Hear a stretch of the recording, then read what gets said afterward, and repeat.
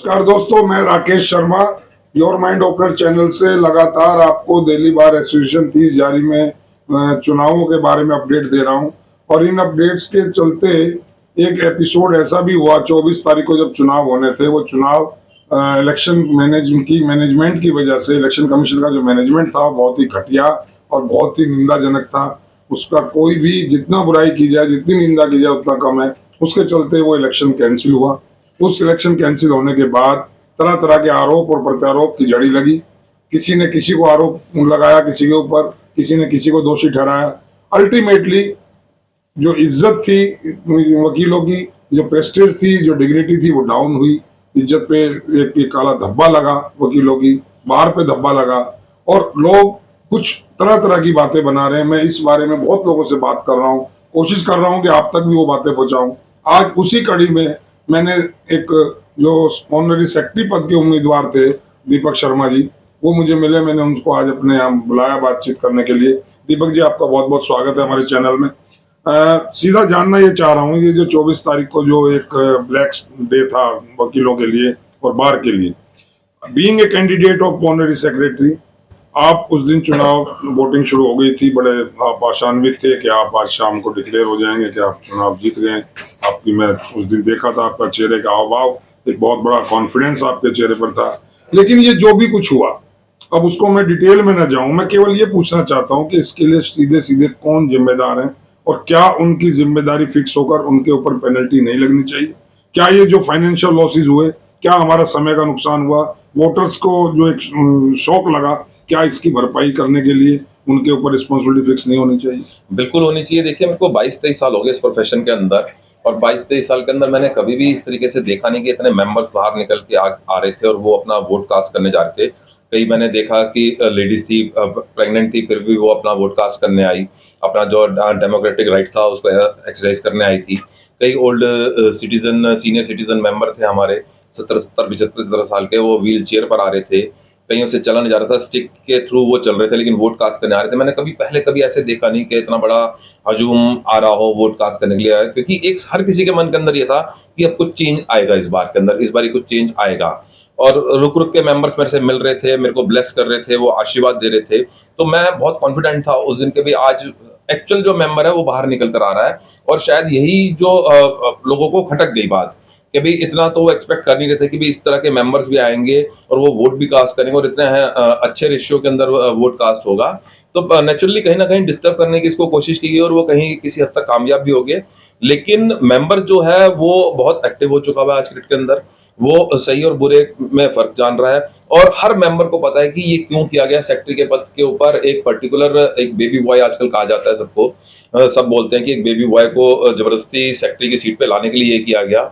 तो सब all pre plan. Yes, yes, yes, yes, yes, बिल्कुल। तभी तो आप देखिए, जब जब ये सारा बिल्कुल, वो कैंडिडेट भाग गया अपने टीम के साथ, यहाँ से 2 घंटे के लिए गायब हो गया बिल्कुल, जिस समय ये सारा शुरू हुआ शोर। तो एक कैंडिडेट अपनी पूरी टीम के साथ भाग गया, 2 घंटे तक नदारत रहा। अगर इतनी ईमानदारी से आप चुनाव लड़ रहे थे, क्यों भाग गए थे, क्यों गायब हो गए थे? दूसरा एक कैंडिडेट शोर मचा रहा है सबसे ज्यादा आगे जा जाके, तीसरा कुछ और कर रहा है।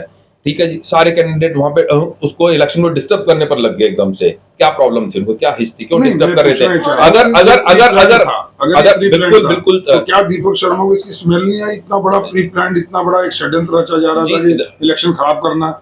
देखिए, इसके अंदर मॉर्निंग के अंदर हमें इंट्यूशन हो गई थी इसकी, जिस हिसाब से स्टार्टिंग हो रही थी। लेकिन हमारा समटाइम्स क्या होता है कि हमें अपने पर्सनल इंटरेस्ट से ऊपर उठ के बार के इंटरेस्ट के लिए काम करना पड़ता होता है। तो मॉर्निंग के अंदर जो हालात थे उस समय मैंने अपने पर्सनल इंटरेस्ट को बिल्कुल एक तरफ कर दिया था। मैंने अपने कैंडिडेचर को एक तरफ कर दिया था। मेरे को ये था कि किसी भी तरीके से इस चुनाव के अंदर कोई प्रॉब्लम ना आए, कोई हिंड्रेंस ना क्रिएट हो और बार के ऊपर कोई स्टिग्मा ना लगे। क्योंकि अगर चुनाव रुकता है तो किसी एक मेंबर का या कैंडिडेट के लिए चुनाव नहीं रुकता है, वो जो ब्लैक स्टिग्मा होता है वो बार के ऊपर लगता है। तो उस समय मेरी जो कोशिश थी, मैंने अपनी पूरी टीम को कह दिया था कि आप कंपेनिंग बंद कर दो और आप सिर्फ इलेक्शन कमीशन के साथ लग के और इसको आप स्मूथ कराने में अपने एफर्ट्स पूरे दो, 100% इसके अंदर कंट्रीब्यूशन आप दो। आपने देखा होगा मेरी पूरी टीम वहां पे कंपेनिंग बंद करके इलेक्शन कमीशन के साथ खड़ी होगी थी आगे। हालांकि इलेक्शन कमीशन हमें परमिट नहीं कर रहा था अंदर आने के लिए। अदर्स कैंडिडेट फिर भी टाप टाप के अंदर चले गए थे हमारी सीट के अंदर थे, लेकिन हम उनकी हर जो गाइडलाइंस आ रही थी हम उसको फॉलो कर रहे थे। वो जो डायरेक्शन दे रहे थे हम उनको मान रहे थे।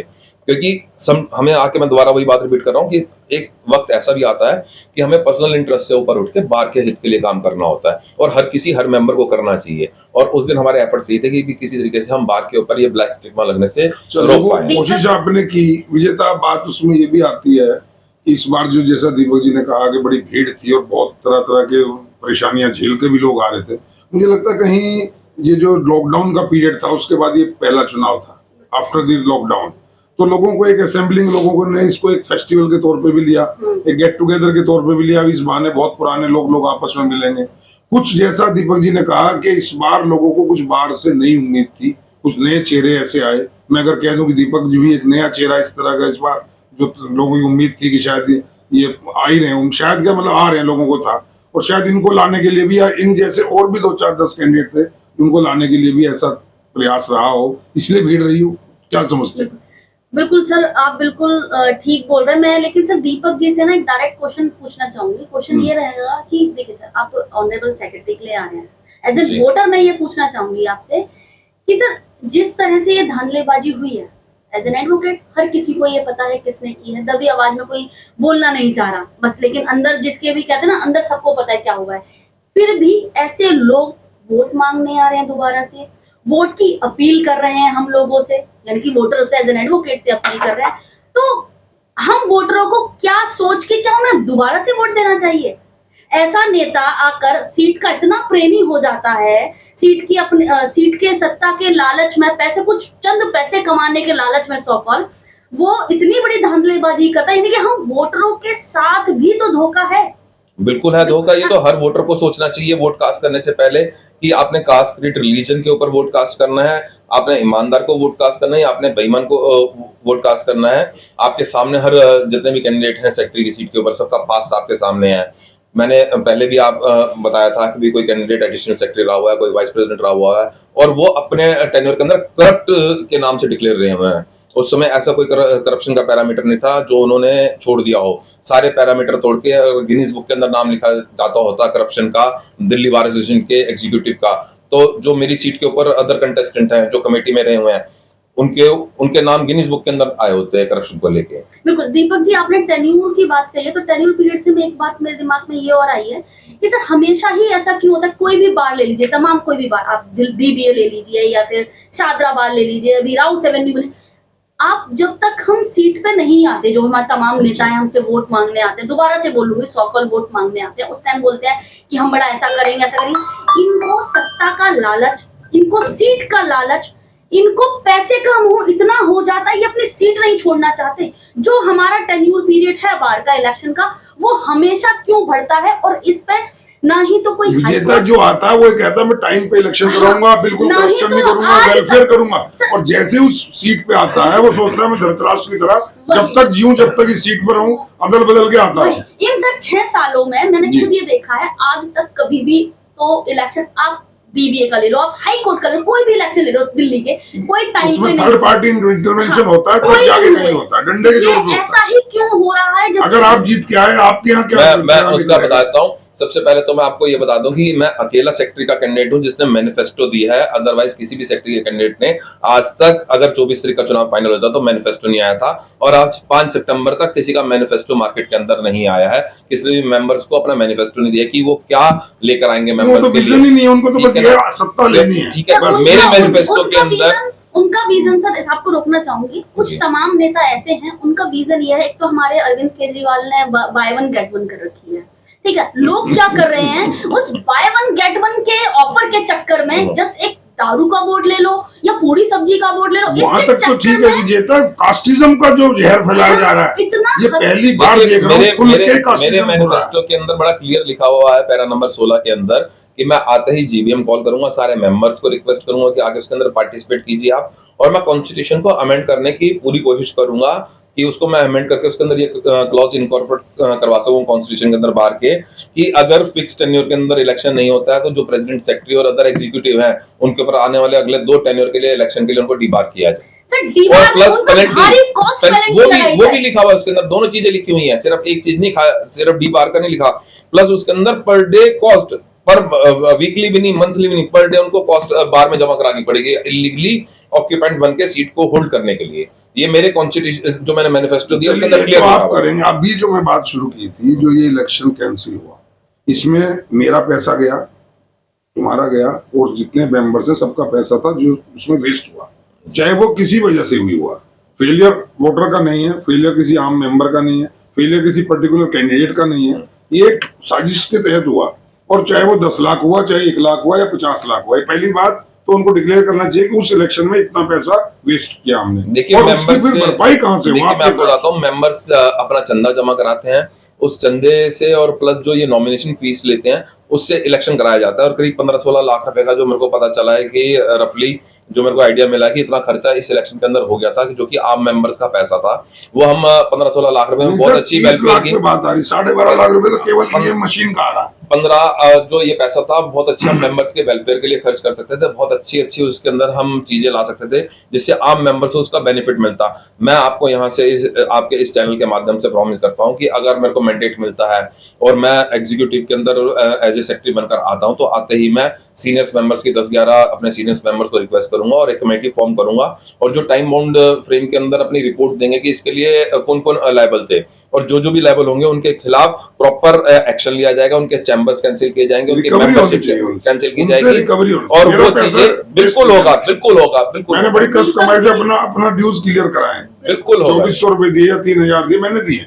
जी। तो मेरा पैसा आराम का नहीं था, जी। बहुत मेहनत का कमाई का था, हर एक मेंबर का कमाई का मेहनत का था। बिल्कुल। उसको कोई भी वेस्ट कर दे और उसके कोई जवाबदेही ना हो, ये तो बहुत नहीं बढ़िया नहीं, है। बिल्कुल जवाबदेही होगी उसकी और उस पर प्रॉपर एक्शन लिया जाएगा। चलिए, मैं दीपक बात को जी- बदलता हूँ। दीपक जी, मैं हाँ। आपसे एक बात ये पूछना चाहूंगी डायरेक्ट, कि जब इलेक्शन हुआ था, सबने देखा था, मेरे टाइम पीरियड में मुझे फर्स्ट टाइम ऐसा लगा कि वॉलेंटियर आउटसाइड आई थी, और जो भी अनस्किल्ड थे, जिनको एक साइड में कोई एडवोकेट था, एडवोकेट ड्रेस पहन रखती थी, मैं एडवोकेट तो नहीं बोलूं क्योंकि जिस टाइम इलेक्शन होता है तमाम ऐसे लोग आते हैं एडवोकेट की ड्रेस में आते हैं, और बाकायदा गेट से उनको एंट्री भी मिलती है, ठीक है। तो एक एडवोकेट की ड्रेस पहनी हुई थी, वो उसको बता रहा था कि आप ऐसे ऐसे निकालो, तो अनस्किल्ड वॉलेंटियर को क्यों लाया गया? देखिए, आपको वो क्या बहुत- लगता वो है जरा कि क्या हो सकता इंक्वायरी का है? मैटर हो जाएगा जो बताया इन्होंने। विजेता, मैं बात को आगे बढ़ाते हुए बात करना चाहता हूँ कि स्पोर्ट्स और जैसा आपको विश्वास है, और जैसा आपके जो सपोर्टर्स हैं और सभी को वोटर्स को भी है कि आप ऑनरी सेक्रेटरी आते हैं, तो एक कल्चर चला हुआ है, वीआईपी कल्चर बाहर। जी। आप भी उसको फेस कर रहे हैं, मैं भी कर रहा हूँ। जी कि अगर मेरा जरा सा काम है, मुझे एक्सपीरियंस सर्टिफिकेट लेना है, मुझे करेक्टर सर्टिफिकेट लेना है, या मुझे कार का स्टिकर लेना है, या मुझे कोई और बार में जाके कोई काम करना है, तो मुझे डायरी लेनी है। तो जैसी डायरी छप के आती है, पता लगता है आज डायरीज आ गई, आज स्टिकर आ गए, जी। वहां लाइन लग जाती है और सब मिन्नतें करो थे, भाई मुझे दे दो, भाई मुझे दे दो, क्योंकि 2 दिन बाद ऑर्डर होता है कि साहब वो तो आउट ऑफ स्टॉक हो गया, खत्म हो गया। तो ये हमारा ही पैसा, हमारे ही पैसे से सामान खरीदा गया, बनाया गया, और हमें ही लाइन में लगना पड़े, हमें ही चापलूसी करनी पड़े। ये जो वीआईपी कल्चर है, सुना यह जाता है कि जो मेंबर्स सेक्रेटरी हैं, प्रेसिडेंट हैं, या और जो ऑफिस बीरर है, वो एक स्टॉक अपना रख लेते हैं, अपने अपने जो चहेते लोग हैं उनको घर तक पहुंचा देते हैं या उनको पर्दे के पीछे दे देते हैं। जी, तो इसमें कोई बदलाव की उम्मीद करें? बिल्कुल बिल्कुल बदलाव आएगा। हमने अपने मैनिफेस्टो के अंदर भी लिखा है कि वीआईपी कल्चर को हम खत्म करेंगे और किसी भी मेंबर को इन कामों के लिए बार ऑफिस में नहीं आना पड़ेगा। जब भी डायरी और स्टिकर छप कर आएंगे साल के शुरुआत के अंदर, हर मेंबर का देखिए 250 से ऊपर हमारे पास 12 एम्प्लॉई, हमने इतने 12 एम्प्लॉई किस लिए रखे हुए हैं, इनकी ड्यूटी लगाई जाएगी कि हर मेंबर को आप एक डायरी, एक कार का स्टिकर और एक मोटरसाइकिल का स्टिकर फ्री ऑफ कॉस्ट देकर आइए। और एक्सपीरियंस सर्टिफिकेट और कैरेक्टर सर्टिफिकेट की बात रही जहां तक, इसके अंदर आज की तारीख के अंदर ये कंडीशन है कि जब आपको देखिए नए बच्चों को, आपको और मेरे एज ग्रुप के लोगों को एक्सपीरियंस या कैरेक्टर सर्टिफिकेट की जरूरत नहीं पड़ती है, क्योंकि हम उस क्राइटेरिया से बाहर हो चुके हैं कि हमें जॉब करनी है, या हमें जुडिशरी में जाना है, या हमें कहीं प्राइवेट जॉब के अंदर जाना है।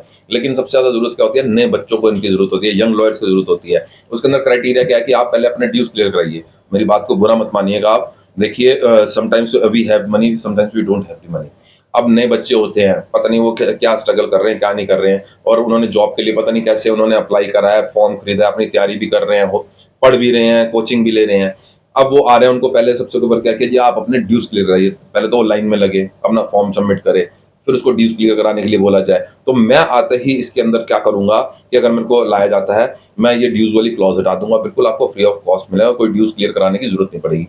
सेकंड, इसके लिए आपको बार ऑफिस आने की कोई जरूरत नहीं होगी। ऑनलाइन आप अपनी रिक्वेस्ट डालिए कि मेरे को अपना आई कार्ड रिन्यू कराना जी, एक्सपायर हो गया है, आपका ऑनलाइन आपकी रिक्वेस्ट आएगी, आप ऑनलाइन उसके जो चार्जेस हैं 50-100 रुपए जो भी हैं बार के, वो आप अपने डिपॉजिट कराएंगे और वो आपका आई कार्ड या आपका रेडी होके आपके चैम्बर में अपनी सीट पर पहुंचेगा, नहीं है तो आपके घर बाय पोस्ट भेजा जाएगा। नहीं, मैं तो और इसी हिसाब से करेक्टर सर्टिफिकेट और एक्सपीरियंस ठीक है, सर्टिफिकेट मैं तो ये भी कह रहा हूं। ऑनलाइन सर्विस होगी, आपको बार ऑफिस मैं तो आके ये लाइनों में कहता नहीं हूं, लगना उसके लिए। आज भी तो कैंडिडेट डोर टू डोर जा रहे हैं ना, एक चैम्बर में बिल्कुल। जा रहे हैं, लोगों के घरों में जा रहे हैं। क्या जब वोट मांगने जा सकते हैं हाँ। तो क्या उसको वो फैसिलिटी उसके डोर स्टेप पे नहीं दे सकते कि लो जी हम आपके लिए डायरी लाए भाई साहब, आपसे वोट मांगने आए थे, आज आपको डायरी कैलेंडर जो भी हम बाहर की तरफ से सर है वो आपको देने आए। डोर टू डोर सर्विस का मैं आपको बताऊं, अगर वो चाहें तो बिल्कुल कर सकते हैं, लेकिन ऐसा करेंगे नहीं। ये सब बरसाती मेंढक हैं, सिर्फ चुनाव के अंदर नजर आते हैं।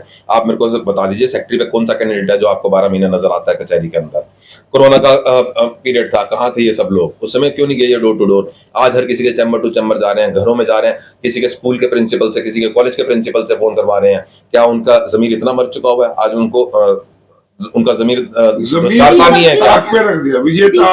बड़ी आश्चर्यजनक घटना है कि 2 साल का पीरियड हम सब ने कोरोना का भुगता है। बिल्कुल। उन 2 सालों में कुछ कैंडिडेट्स ऐसे हैं जो झूठ में, छल फरेब में, कपट में पीएचडी कर रहे हैं और उन्होंने 2 साल तक किसी को कभी हेलो तक नहीं किया। किसी की डेथ भी हो गई तो आरआईपी तक नहीं आपको लिखा। याद होगा जब हम यहाँ आए तो बंदर मरे हुए शाम थे। गुड मॉर्निंग, धूप गुड से। Evening, good night, happy birthday, happy wedding और एनिवर्सरी। सर ड्यूरिंग आप लोगों को इलेक्शन, समझना नहीं चाहिए।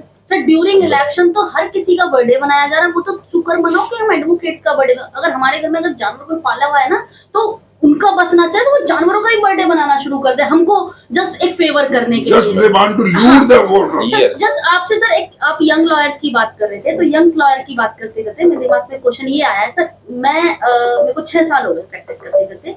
इवन मैं जज साहब का नाम नहीं लूंगी वीडियो में, मैं खुद जज साहब के पास जाके अपना कार्ड दिया एलसी अपॉइंट करने के लिए, ठीक है। मेरा आज तक वो कार्ड शायद वहीं पर पड़ा हुआ होगा, फेंक दिया है गया ना, होगा। पड़ा हुआ बहुत आते होगा, हैं इस तरह फेंक के दिया होगा, कार्ड। क्या पता उसे ऐसे ही use That was not recommended by any bar leader. क्यों ऐसा क्यों हुआ? मुझे एज एन पर्सनल लगा कि मेरी सेटिंग नहीं हो पाई उन लोगों से, ठीक है। तो हम यंग लॉयर्स को कोई ऐसा प्लेटफॉर्म होना चाहिए कि हम वहां पर जा सकें और वहां से कर सकें। आप इसके बारे में क्या कह रहे हैं? क्योंकि हम सर आज एक सेकंड, क्योंकि हम आज तक और अभी तक और भविष्य तक भटकते ही रहेंगे, क्योंकि हमें जरूरत है एलसी की। जो भी एडवोकेट एक बार अपॉइंट हो गया, ये जरूरत नहीं है कि उसे हर महीने साल 2 साल 3 साल, जब तक आप गद्दी में बैठे हो तब तक आप उसे ही अपॉइंट करते हो। आप तो भर रहे हो अपना घर, उसका भी भर रहे हो, तो कम से कम एटलीस्ट जो बच्चे आ रहे हैं, आने वाले हैं, यानी कि मैं खुद, तो हम लोगों को क्यों नहीं आगे बढ़ाया जाता इसके लिए किसी भी चीजों के लिए? इसके लिए मैं आपको बता देता हूँ कि देखिए कि यहाँ पे ना फेवरिज्म का कंसेप्ट चल रहा है बहुत सालों से, किन को वो अपने फेवर करते हैं, चाहे वो उस बेंच साइड से हो चाहे बार साइड से हो, जो उनके अपने हैं उन्हीं लोगों को वो एक पर्टिकुलर फेवर करते होते हैं अप्लाइज करने के लिए। लेकिन मैंने अपने मैनिफेस्टो के अंदर बड़ा क्लियर पैरा नंबर 19 के अंदर लिखा हुआ है कि अगर मैं आता हूँ तो मैं एक लिस्ट तैयार करूंगा, बार की तरफ से वो लिस्ट तैयार होगी, यंग लॉयर्स के उसके अंदर नाम होंगे जो इसके अंदर चाहते होंगे कि हमें एलसी और रिसीवर अपॉइंट होना है और हमारी उनकी फाइनेंशियल कंडीशन वीक है, जो फाइनेंशियली स्टेबल है उसके लिए नहीं होगा, जो वीकर सेक्शन है उसके लिए होगा फाइनेंशियली। वो लिस्ट हम अपनी तरफ से बनाएंगे, हम डीजे साहब को और सीएमएम साहब को देंगे कि आपने रोटेशन बेसिस के ऊपर ये यंग लॉयर्स को एलसी अपॉइंट करना है और रिसीवर अपॉइंट करना है, और वो डिस्प्ले पर लिस्ट आनी चाहिए कि इनमें से रेगुलर बेसिस इंटरवल बेसिस पे कितने हो रहे हैं। ये किथ एंड किन की जो फेवरिज्म का कंसेप्ट है ये बिल्कुल बंद होगा, बिल्कुल बंद होगा। दीपक जी इसमें तो और ब्लंडर हो गया। अभी नालसा का जो प्रोजेक्ट था वो डीएलएसए ने ले लिया है, उसमें हर बार में मतलब हर कोर्ट में special chief counsel, assistant defence counsel, deputy chief defence counsel हर जगह रखे जाएंगे सैलरी बेसिस पे, और वो जो काम जो आम एडवोकेट करता था वो काम छीन करके कुछ गिने चुने चंद लोगों को देने की प्रक्रिया शुरू हो गई। 3 बार में हो चुका है और बारों में होने जा रहा है। ये एक बहुत बड़ा अहम और बड़ा ज्वलनशील मुद्दा है जिससे हर आदमी इफेक्ट होगा।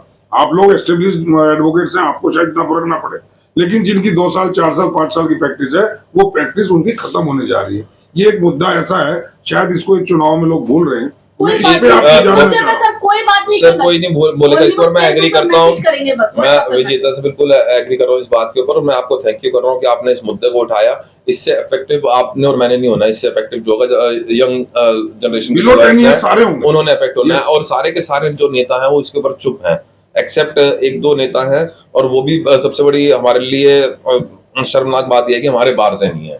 और बाहर से ये बात उठ रही है, जबकि हमारे यहाँ कहा जाता है कि भाई मदर बाहर है और हर मुद्दा हमारे यहाँ से उठता है। और अब मैं आपको बता दूं कि आज से 5-10 साल पहले एक कॉन्स्पिरेसी की गई थी जिसके अंदर फॉरेन लॉयर्स को परमिट किया जा रहा था यहाँ पे प्रैक्टिस करने के लिए, उसको हमने अपोज करा था और उस कंसेप्ट को हमने रोक दिया था। अब ये उसको एक नई शेप के साथ इसमें लेकर आ रहे हैं कि जो आप डिफेंस काउंसिल हैं, आपने अपने क्लाइंट से एक फीस फिक्स कर रखी हुई है, आप उससे फीस लेते हैं, आप कोर्ट के अंदर जाते हैं, आप अपना काम करते हैं।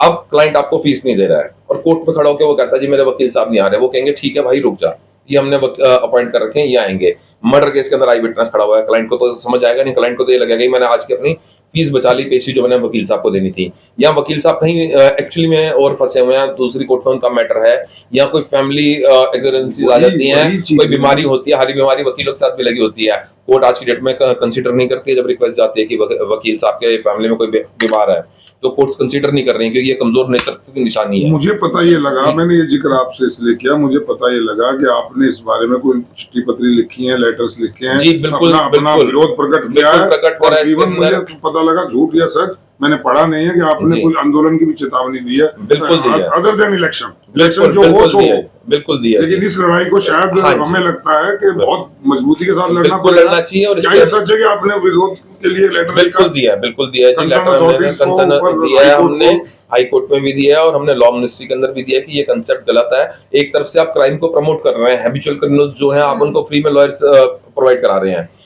क्रिमिनल के ऊपर आप अगर हमारी आईपीसी देखिए, जो हमारी आईपीसी बनाने वाले हैं या हमारा कॉन्स्टिट्यूशन जिन्होंने तैयार करा है वो कम बुद्धि के लोग नहीं थे, बहुत इंटेलिजेंट लोग थे, हमसे बहुत ज्यादा इंटेलिजेंट लोग थे। हम उनके पैर के नाखून के बराबर भी नहीं है जिन्होंने हमारा कॉन्स्टिट्यूशन बनाया और इतना अच्छा सारा एक सिस्टम हमें बना कर दिया। उनके अंदर उन्होंने 3 तरह के कंसेप्ट दिए, पनिशमेंट, मिनिमम और मैक्सिमम, और फाइन और बोथ।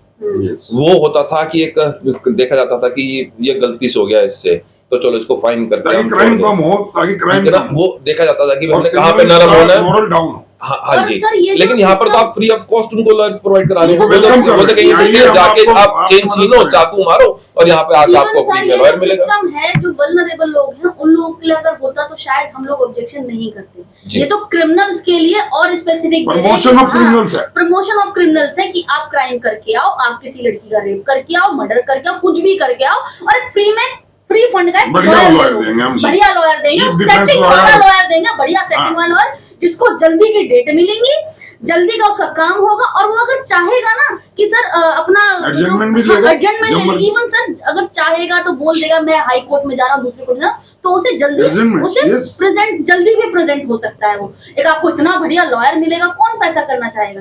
कहीं तो आप एडवोकेट, चलिए हम उम्मीद ये करते हैं कि आप इसका विरोध भले ही इलेक्शन का जो भी हो, कुछ भी हो, एक अलग चीज है। देखिए प्रोफेशन की बात मैं आपको बता दूं कि इलेक्शन मेरे लिए कभी इतना महत्वपूर्ण नहीं रहा है, और आज तक जब भी कभी कोई फ्रेटर्निटी के ऊपर कोई बात आई है तो मैंने हमेशा उस कॉज के लिए स्टैंड लिया है, इररिस्पेक्टिव ऑफ द सर्कमस्टांसेस और सामने वाले के मैंने कद को नहीं कभी देखा है कि मेरे को लड़ाई किससे लड़नी है, वो गवर्नमेंट एजेंसी है, वो एडमिनिस्ट्रेशन है या क्या है। मैंने हमेशा फुल फोर्स हमेशा स्टैंड लिया है और कहीं भी अगर कोई ऐसा मुद्दा मैंने अनटच नहीं जाने। आपने इलेक्शन की इंपोर्टेंस के बारे में बात की, मैं छोटे छोटे 2-3 सवाल करके आज की बात को खत्म कर रहा हूँ।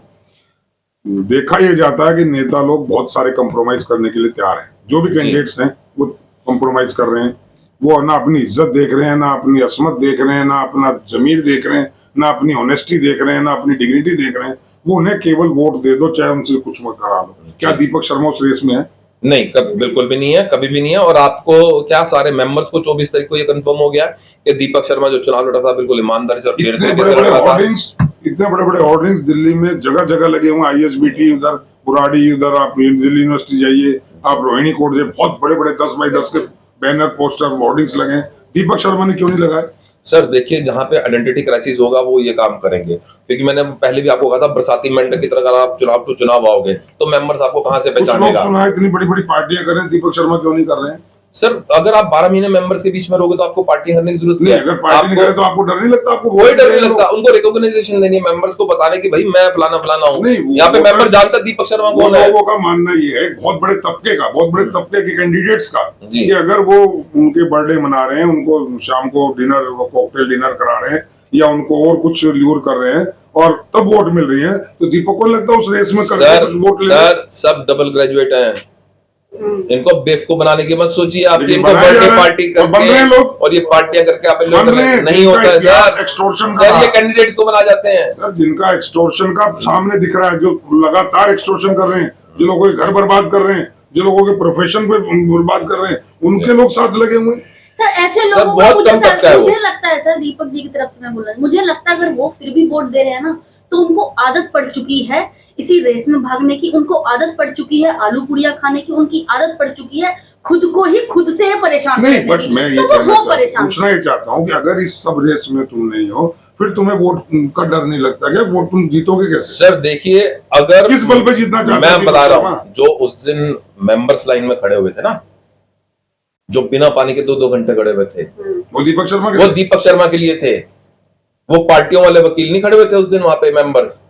उस दिन तो दोबारा बिना आएंगे? बिल्कुल दोबारा आएंगे, आएंगे? बिल्कुल आएंगे सर, बिना वोट चाय आएंगे, आएंगे, बिना पानी बिना के आएंगे।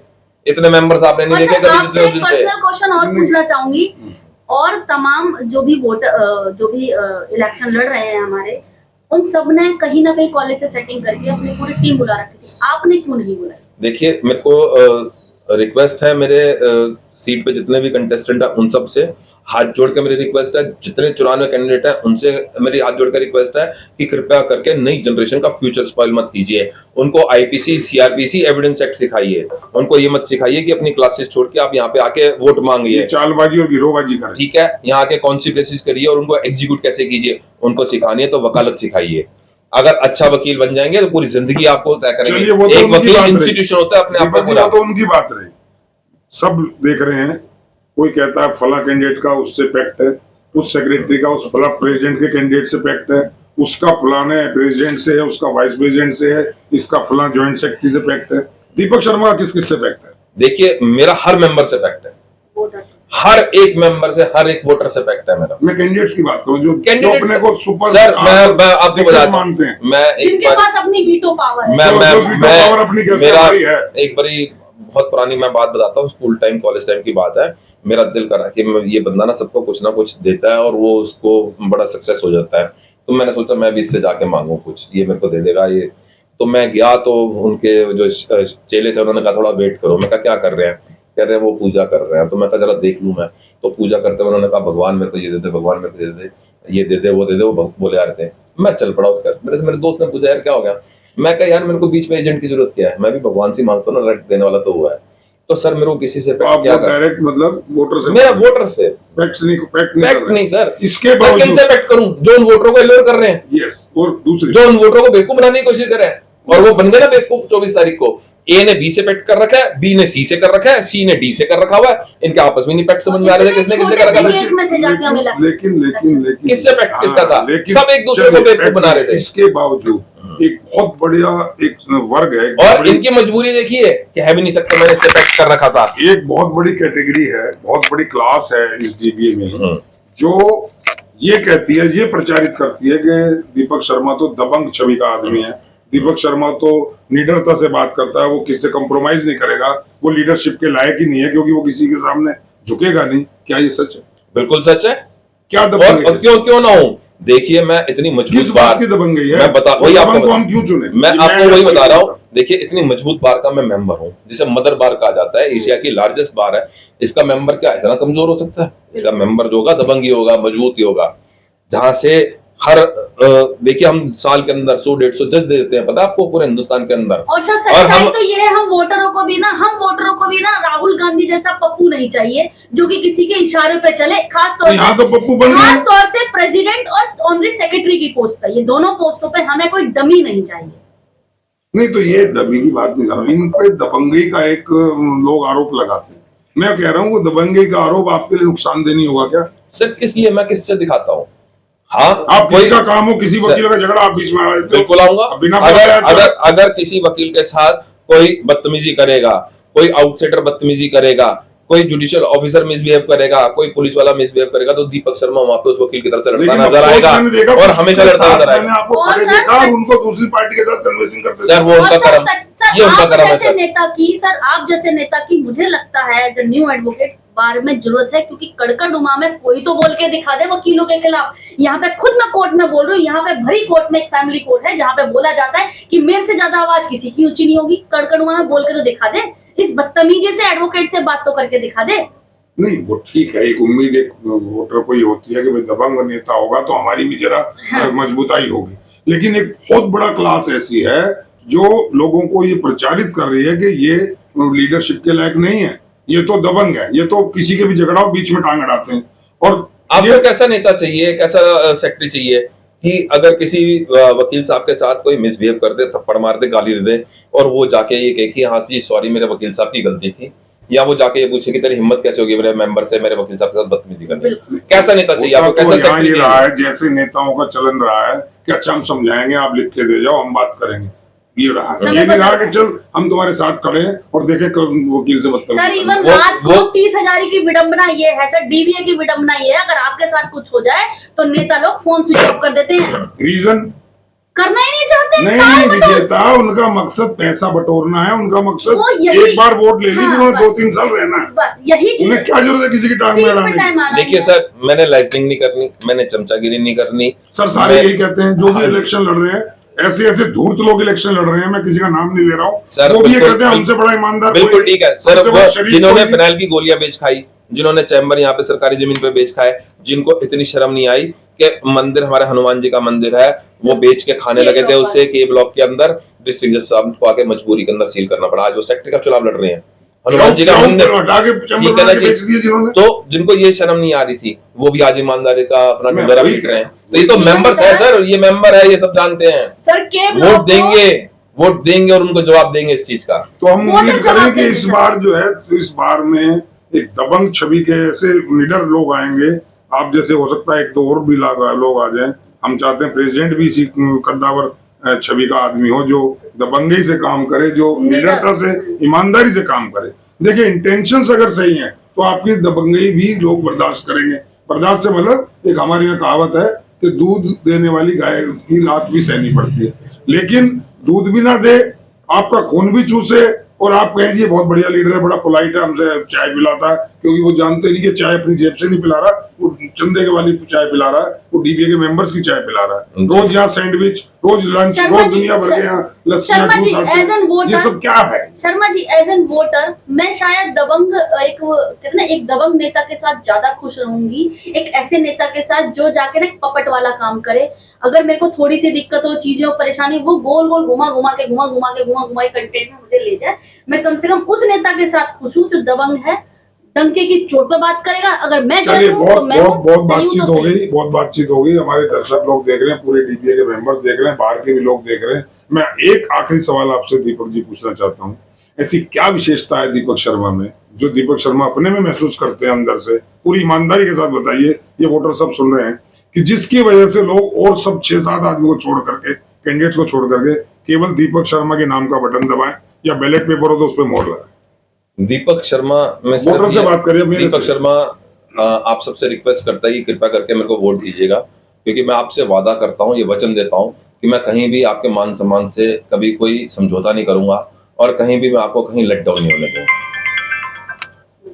केवल इसी दम पर हम ये कहें कि दीपक शर्मा को वोट दीजिए? जी बहुत सी चीजें हैं, अब तो हम करना शुरू करेंगे तो पूरी फहरिस्त है, 2 दिन तक हम बोल सकते हैं इस बात पे। चलिए, तो सुना दोस्तों आपने, मैं Rakesh Sharma your mind opener channel से बात कर रहा था। दीपक शर्मा से मेरे सहयोगी विजेता शर्मा भी उनसे लगातार तीखे सवाल कर रहे थे। आपने सुना कितनी साफगोई से और कितनी ईमानदारी से और कितनी डिप्लोमेसी से उन्होंने जवाब दिए। निर्णय आपने करना है, उन्होंने झूठ बोला है या सच बोला है, अंदर से बोला है या आपको रिझाने के लिए बोला है, ये डिसाइड दोस्तों आपने करना है, मुझे करना है, क्योंकि वोट मुझे भी देनी है, आपको भी देनी है। और आपके पास दूसरे कैंडिडेट्स भी आ रहे हैं। केवल और केवल मैं ज्यादा पोस्टों की बात नहीं कर रहा हूँ, इन प्रेसिडेंट एंड सेक्रेटरी की पोस्ट पे जो आपसे वोट मांगने आता है ना, उससे उसका इतिहास जान लीजिए, थोड़ा सा उसका इतिहास खंगाल लीजिए। अगर आपको किसी के बारे में शक हो तो आप, मेरा नंबर आपके पास लगभग सबके पास है, मैं बता दूंगा। मैं बहुत सारी चीजें केवल YouTube चैनल पर इसलिए नहीं बताना चाहता कि इस चैनल को पूरा हिंदुस्तान देख सकता है। हम नहीं चाहते कि डीबीए की कोई बदनामी हो, इस बार की कोई प्रेस्टेज में कोई कमी आए या इस बार की इज्जत में कमी आए, लोग हंसे हम पर। आज पूरे हिंदुस्तान में अगर 30,000 का एडवोकेट कहीं जाता है तो उसकी एक इज्जत होती है, उसका एक स्थान बनता है, वहां के जजेस उसकी इज्जत करते हैं, वहां की बार उनकी इज्जत करती है, वहां के कॉमन एडवोकेट्स उनकी इज्जत करते हैं। अगर मैं यहाँ के कैंडिडेट्स के बारे में नाम ले लेके बताना शुरू करूंगा तो शायद मैं उनका बुरा हो ना हो, लेकिन इस बार का बहुत बुरा हो सकता है। मैं इसलिए बहुत इन चीजों में अपने आप को खामोश रखे हूँ। फिर भी दोबारा रिपीट कर रहा हूँ, अगर आपको कोई शक सुबह हो, मैं बता सकता हूँ, मेरे पास लोगों के वीडियो हैं, लोगों के ऑडियो क्लिप हैं। मैं किसी वजह से उनको, मुझे बहुत लोगों के द्वारा और मेरा अपना जमीर भी कहता है कि मैं उनको एक्सपोज करने के चक्कर में कहीं बाहर की बेइज्जती ना हो जाए कि ऐसे ऐसे लोग चुनाव लड़ रहे हैं जो एक्सटॉर्शन करते हैं, जो लोग ब्लैकमेल कर रहे हैं, जो लोग दूसरे का घर तोड़ रहे हैं, जो लोग दूसरे के चैम्बरों को बेच के खाना चाहते हैं, जिन लोगों ने ऑलरेडी बेच के खाए हैं, जिन लोगों ने दूसरे की सीट्स पर कब्जा किया है, जिन लोगों ने दूसरों के हक हकूक को मारा है, ऐसे लोग चुनाव लड़ रहे हैं। सावधान उनसे आप हो जाए, इतनी अपील के साथ आज इतना ही। फिर मिलूंगा दोस्तों एक नई शख्सियत के साथ, तब तक के लिए जय हिंद, जय भारत।